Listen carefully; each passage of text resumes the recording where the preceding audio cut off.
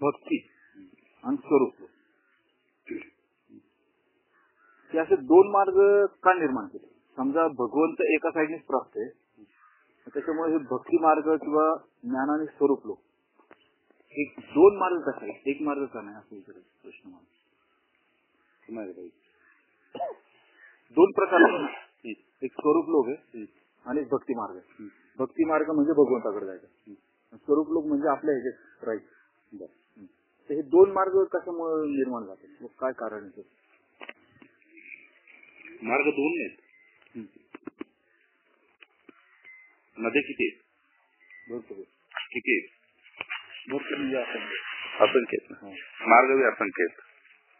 त्यातली त्यात कुठल्या नद्या पवित्र मानल्या जातात?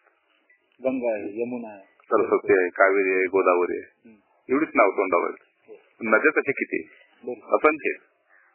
नद्याला मिळणारे किती आहेत? असंख्य आहेत. तसं योगशास्त्रामध्ये, अध्यात्मशास्त्रामध्ये, भक्तिशास्त्रामध्ये भरपूर असं काही मार्ग सांगितले बरं का. पण त्यातली त्यात श्रेष्ठ मार्ग 3 सांगितले आणि 3 मधनं आणखी 3 निघाले. पहिला कुठला निघाला? भक्ती मार्ग. पहिला मला सज्जना भक्ती पंथीची जावे, पहिला भक्ती मार्ग निघाला, बरोबर ना. दुसरा त्यातनं निघाला की भक्ती करता करता करता कुणाला असं वाटलं की कर्मकांडापेक्षा आपल्या स्वरूपामध्ये बसणं फार श्रेष्ठ आहे, बरोबर. मग तो ज्ञान मार्गीकडे वळाला. आता हे नको, हे फुल पान तिळे तितके पाणी अमुक तमुक तीर्थ व्रत नियम हे नको आता, नाही का. आणि मग तो बसला ज्ञानमार्गीच्या नावेत, नाही का, आहे ना. पुन्हा तिसरा एक असा निघाला की नाही, एकच जन्म आहे, कशाची काही इच्छा करायची नाही, आपण कुठेतरी जगाच्या कामाला यायचं. तो निघाला कर्ममार्गी, नाही का. काय आपण आपल्यासाठी जगतोय, पशु पक्षी जगतील की, वृक्ष वेली बी जगतील, पण आपण मनुष्य आहे, विवेक संपन्न होऊन आपण कुठेतरी जगाच्या कामाला यायचं. जसं लोकमान्य टिळक झाले, गांधी झाले, नाही का, ते कर्मयोगी होते. रयत शिक्षण संस्थेचे काय भाऊराव पाटील हे झाले कर्मयोगी, नाही का. तर यांना असं वाटलं की हे या मार्गाने जावं आणि बाबा आमचे जगत कल्याण करावं, गेले या मार्गाने. त्यातनं कोणा काय निघाला मार्ग? आपण असं तर करतोय की पण कोणाचं तर आपल्या ऋषी सिद्धीच्या निमित्तानं आपण कुणीतरी कोणाचं कल्याण करावं, ते गेला योग मार्गाने, नाही का. त्यातनं कोणाला वाटलं की नाही, या सगळ्यापेक्षा आपलं धारणेच्या द्वारा ध्यानामध्ये जाणं श्रेष्ठ आहे, तो गेला ध्यान मार्गाने. का? बाकी सगळ्या त्याला कल्पना वाटू लागल्या. तस्मात ध्यानम समाचारित, आपलं ध्यानात राहणं उत्तम, ऐकलं नाही. 5 मार्ग झाले आणि कोणाला वाटलं काहीच करायचं नाही, आपलं मुखी नाम ठेवायचं बस, बाकी काय नको, काहीच करायचं नाही दुसरं, रामकृष्ण हरी बस, उठता बसता खाता पिता देता घेता बाकी काहीच करायचं, नुसतं नाम घ्यायचं बस. टिळा नको, टिपका नको, तीर्थ नको, व्रत नको, न काय देव नको, धर्म नको, नुसतं त्याचं नाव घ्यायचं बस.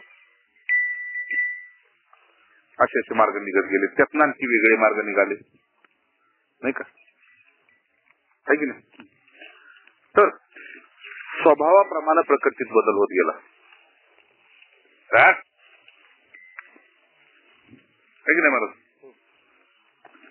या इकडे वरच्या बाजूला थोडस तुडवू नका, फक्त स्वभावाप्रमाणे प्रकृतीत बदल होत गेला आणि प्रकृतीतला बदल पुन्हा त्याचा स्वभाव झाला, बरं का महाराज, बरोबर ना. या की इकडे माहिती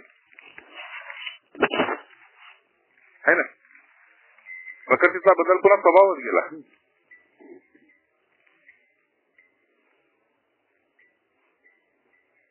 तर आपला प्रश्न काय? भक्ती आणि स्वरूप दोन मार्ग. मग हे 2 मार्ग कसे झाले, भक्ती आणि स्वरूप? तर भक्ती आणि स्वरूप हे 2 मार्ग सुरुवातीला आहेत, पुन्हा नाहीत. म्हणजे जोपर्यंत लग्न होत नाही तोपर्यंत तो मुलगा आणि ही मुलगी पुन्हा पती पत्नी झाले, नाही का. आणि ज्यावेळेस ते आई वडील झाले तेव्हा सगळे एकच झाले. म्हणायला हे दोन मार्ग आहेत बरं का. एकाच नोटीला एकीकडे छापा आहे दुसरीकडे काटा आहे. तशा प्रकारचा हा मार्ग सुरुवातीला दोन दिसतात पण हे दोन नव्हे. कसे दोन नव्हे तर भक्तीला आपण काय समजता. सुरुवातीला आपण भक्ती म्हणजे काय समजतो. भजन करणे, नामस्मरण करणे, तीर्थाटन करणे, व्रत करणे, दान करणे, धर्म करणे, दया करणे ही भक्तीच ना आहे की नाही. पूजा पाठ करणे, स्वाध्याय करणे याला भक्तीच मोडलं जातं. आणि असं करता करता करता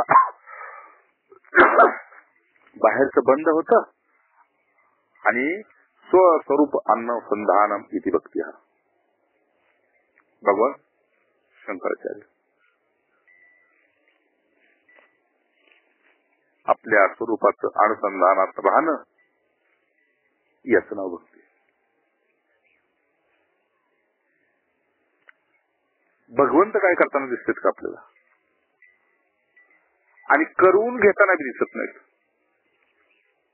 पण ज्याची त्याला जे सूत्र दिलेलं आहे, आता नाकाकडून आपण काय करून घेतोय का आणि करताय तेही दिसे ना, पण श्वास चाललेला आहे, पापणी पडते, प्रकाश डोळ्यातून येतोय बाहेर जातोय, ऑक्सिजन येतोय कार्बन जातोय, हे दिसतंय का, पण कार्य चालू आहे.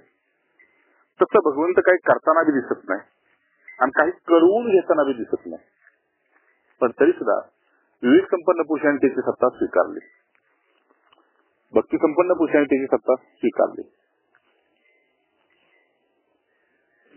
आणि सत्ता स्वीकारल्यामुळं स्पष्ट काय झालं की असत्याची सत्ता नाही आणि सत्याचा अभाव नाही. असत्याला कुठे सत्ता आहे? कसं काय असत्याला सत्ता नाही?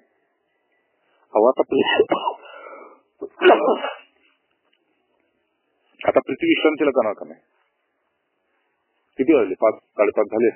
पृथ्वी विश्रांतीला जाणार म्हणजे अंधारात जाणार, म्हणजे अज्ञानात जाणार, म्हणजे तमस ओढवून घेणार आणि तिकडे सूर्य मात्र प्रकाशात राहणार. मग कृपा तर दोघांच्यावर बी आहे, कारण एक शेषाच्या डोक्यावर आहे, अनेकाला सूर्याला नारायणाचा आधार आहे. पण तरी सुद्धा पृथ्वी फिरताना दिसत नाही आणि सूर्य मावळताना दिसतोय.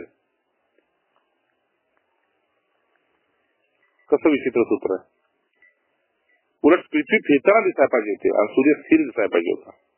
विज्ञान ऍज पर विज्ञान, पण झालंय उलट नाही का. तसं भक्तीपेक्षा ज्ञान श्रेष्ठ आहे का नाही? खूप श्रेष्ठ आहे.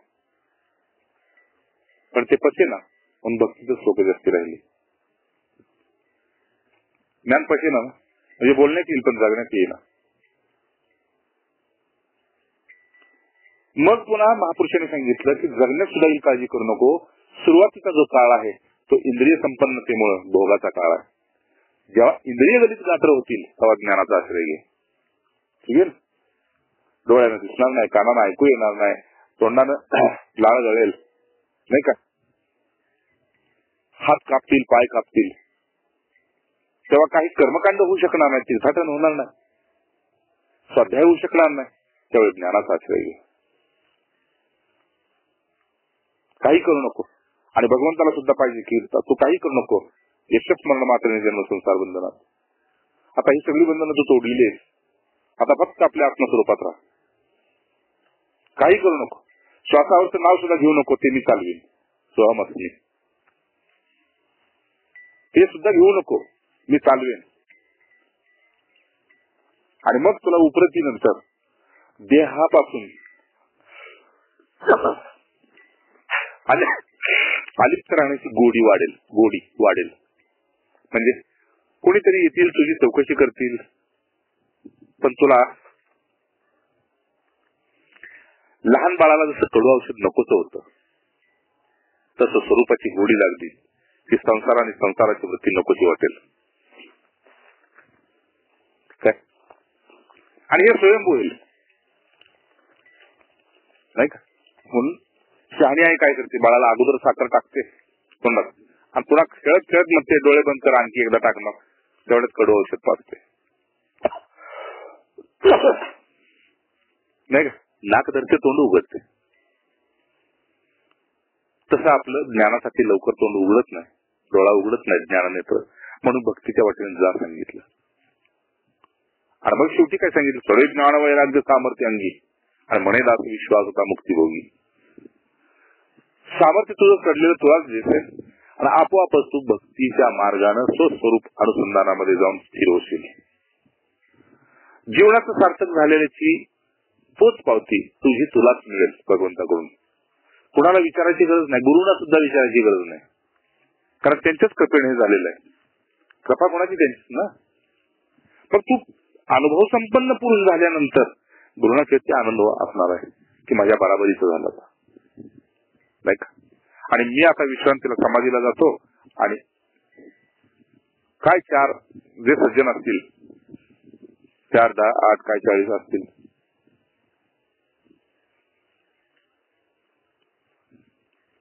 ते याचे शाळेत. विषय काय आपला? विषय असा की भक्ती आणि स्वरूप हे 2 मार्ग नाहीत, एकच आहे. पण सुरुवातीला हे 2 आहेत. जसं उभा आहे आपण, तर कर्माच्या वेळी हात 2 आहेत, कर्माच्या वेळी, आणि नमस्काराच्या वेळेस दोन्ही हात एकच आहेत. ठीक आहे, दोन्ही आपलेच आहेत. म्हणून एक हाताचा नमस्कार जसं शास्त्राला मान्य नाही, तसा नुसताच भक्ती करणारा शास्त्राला मान्य नाही. कारण ही कर्मकांडाची भक्ती, भक्त असून अज्ञानात तू राहत असेल तर स्वरूपात जाणार कधी, आणि नुसता स्वरूपात खेळणारा सुद्धा भगवंताला मान्य नाही. का? अरे एक जन्म मिळालाय, कुणाचा तरी आश्रय हो ना, कुणाला तरी आधार हो ना.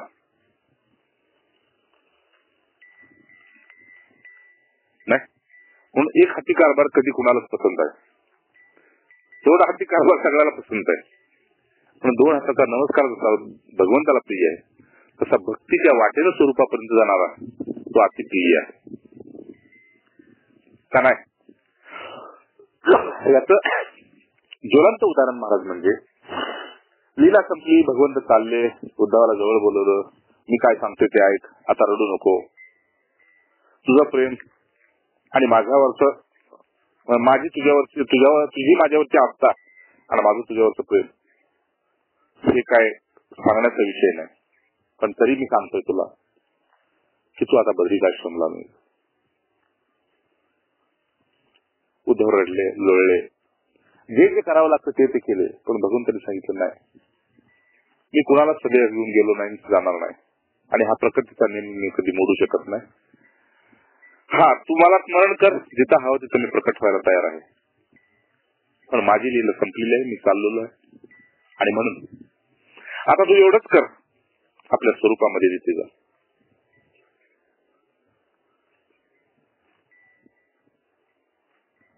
आणि माझी जेव्हा तुला आवश्यकता वाटेल स्मरण कर, मी प्रकट होतो. म्हणून अजूनपर्यंत उद्धवांचा आणि नारायणांचा निवास बद्रीमध्ये आहे असं अनेकांनी दाखले दिलेले आहेत. तर गेला आणि बद्रिकाश्रम मध्ये नुसतं डोकं आपटून आला, नारळ वाहून आला, तुळस वाहून आला, ते नको. थोडस त्या एरियामध्ये आपल्या आत्मस्वरूपामध्ये राहून, आत्म अनुसंधानामध्ये राहून 1-2 तास भ्रमंती केली काय, भागवताचे 4 श्लोक बोलला, तर माझा विश्वास आहे, खात्री आहे की नक्कीच त्या लहरी तुम्हाला प्रकट होणार तुमच्यापाशी, कुठल्याही रूपात तुमच्या लहरी येणार. काय माहित, आणखी तुम्ही पोचलेले असाल तर तुम्हाला भगवत दर्शन बी होईल, आणि उद्धव दर्शन होईल, पण नक्की होईल. प्रसंग एक सांगतो. बापूजींचा एक शिष्य गेला होता, माझ्या सान्निध्यात होता तो, आणि कुणी एक महिला आली तिथं आणि तिनं त्याला तुळशीचा हार दिला. म्हणले एवढा माझा हार. सुंदर महिला, रूपवान, सुंदर महिला, रूपवान, आणि तिने आता तुमच्या ऐकण्यात विक्षेप होईल, सुंदर महिला, आणि तिनं तो तुळशीचा हार त्या साधकाच्या हातात दिला म्हटली नारायणाला चढवा माझ्यातर्फे. चालेल म्हणलं. माग बघतोय माघारी महिला नाही. महिला काय, अरे तू परिसर केवढा मोठा आहे मोकळा, तुम्ही बघितलं ना बदरीचा. लाईनीला उभा राहिलं, महिला गेली पळून, गायब झाली. कुठे गेली, कोण होती ती? तर रामसुद्धाजी महाराजांनी त्या व्यक्तीला सांगितलं, म्हणले दुसरी कोण नव्हती, गंगा माता आली होती. त्या व्यक्तीला सांगितलं, व्यक्ती जिवंत आहे ती. कसं झालं ना. हा बरं झालं काय मग पुढं. तो हार घेऊन रस्त्याला तिथं त्या लाईनीला उभा होता. तेवढ्याच एक सुंदरपैकी कपिल गाय आली आणि सगळ्यांच्याच हातात फूल पान काय प्रसाद हे सगळंच आहे की, पण त्याच्याच हातातला तेवढा तो हार वाढला आणि घेऊन गेली.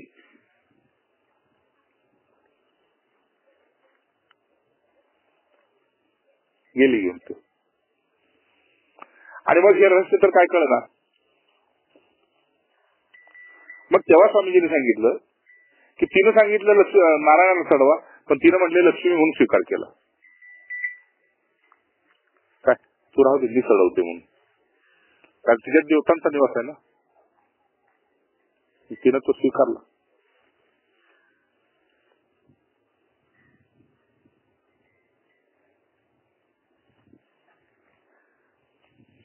असं भक्तीच्या वाटेनं आपलं स्वस्वरूपानुसंधान करणारा भक्त मला अतिशय प्रिय आहे, असं भगवंताचं मत.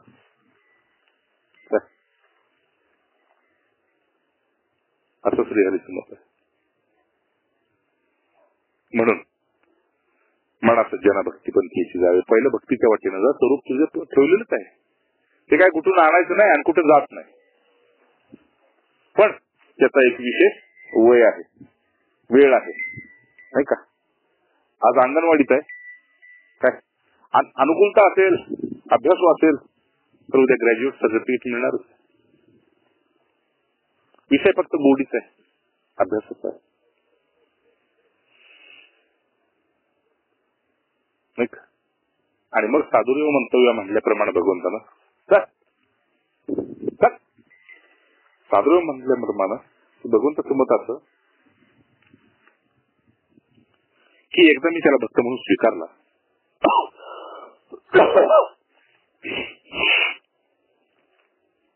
की गाईचं जसं गोमूत्र पवित्र, शेण पवित्र, दूध पवित्र, स्पर्श पवित्र, नाही का. ताक पवित्र, काय अपवित्र आहे का? आहे नाही. मग गोमातेपेक्षा सुद्धा माझा भक्त पवित्र आहे म्हटले. त्याचे गुण दोष हे जगाला दिसत नाही ना, ते सगळं पवित्र आहे म्हटलं, कारण त्याचा स्वीकार मी केलेला आहे. पवित्र मापे पवित्र आणा मंगला नाम मंगलम, ते सगळं पवित्र आहे म्हटलं. ते सगळं मंगल तो करेल, त्याच्या आपण कधीच अनुचित होणार नाही. म्हणून भगवंतानं स्वतः अवतार लीलामध्ये भक्तीच्याच वाटेनं स्वतः बी गेले.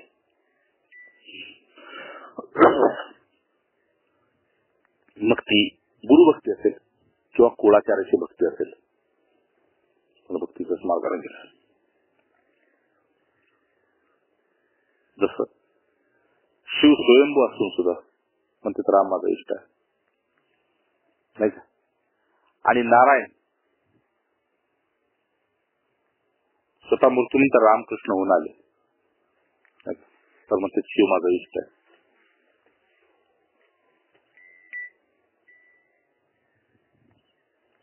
विचारावं नक्की काय विचारायचे तर पुन्हा एकदा सांगतो. ज्ञान, कर्म, भक्ती त्या 3 वाटा ठेवल्या भगवंताने आपल्यासाठी भागवतामध्ये, ठीक आहे ना. त्यातल्या तुम्हाला कुठल्या वर्गात बसायची योग्यतेप्रमाणे त्याप्रमाणे बसा, पण दुसऱ्याच बघून वर्ग बदलू नका, बर का. तुम्ही ज्ञानाच्या वाटेने चाललाय, ज्ञानाच्याच वाटेने जा, तुमची योग्यता आहे. तुम्ही भक्तीच्या वाटेने चालला, त्याच वाटेने जा, पण एकमेकाच्या वर्गाला तुच्छ लेखू नका, स्वतःच्या वर्गाला उच्च लेखू नका. हा सिद्धांत ज्यांना अवलंबन केला का नाही, भगवंत म्हणते 3 वर्ग माझ्याकडे येतात, पण याला उच्च नीच लेखू नका. जसं 3 देवतांमध्ये कोण श्रेष्ठ,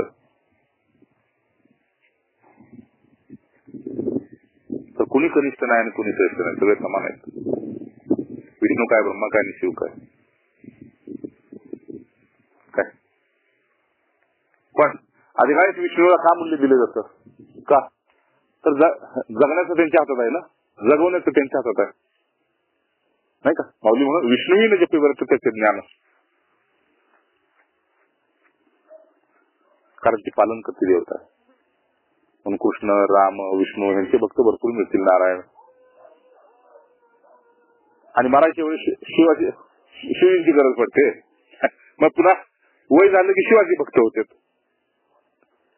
असं वर्ग बदलणारे भरपूर आहेत. आणि मग समर्थ म्हणतात हा व्यर्थ पळपुटेपणा असतो. असे अनाहत वर्ग बदलू नयेत. जसं तुम्हाला आता ह्यांचं बघून संन्यास गोड वाटला, तुम्ही संन्यास घेतला, पुन्हा संन्यास केले ना, पुन्हा ग्रस्त आश्रमात गेला, पुन्हा ग्रस्त आश्रम केले ना, नको आपलं ब्रह्मचारीच असतो म्हणतो. आता वर्ग बदलू नको. म्हणून समर्थांचे म्हणणं असं की देह दुःख होता की वेगी पळालो आणि तुझा दास व्यर्थ जन्माचे आलो. असं करू नको. पळकुटेपणा भगवंताला कधी प्रिय नाही. ठीक आहे. आणि पळकुटे बापू तेच म्हणतात की खडिया पलटण मध्ये आपले भरपूर मिळतात. खडिया पलटण मध्ये मग ते गंजाडे काय, दारुडे, आणखी कुठले कुठले आहार करणारे असे विचित्र मिळतात. हा हो हो हो हो असे म्हणते खबरी बांधे. असं नारायण विषय पूर्ण नक्की.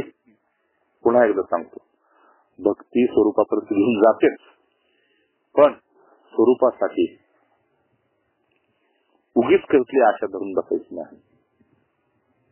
तो एक वर्ग आहे, तो एक टप्पा आहे. पूर्ण उपरतीनंतर आपोआपच तुम्ही स्वरूपात प्रवेश करता. त्याच्यासाठी म्हणून एक वेगळा वर्ग नाही. आणि स्वरूप आणि भक्ती दोन नाही. जय जय रघुवीर समर्थ.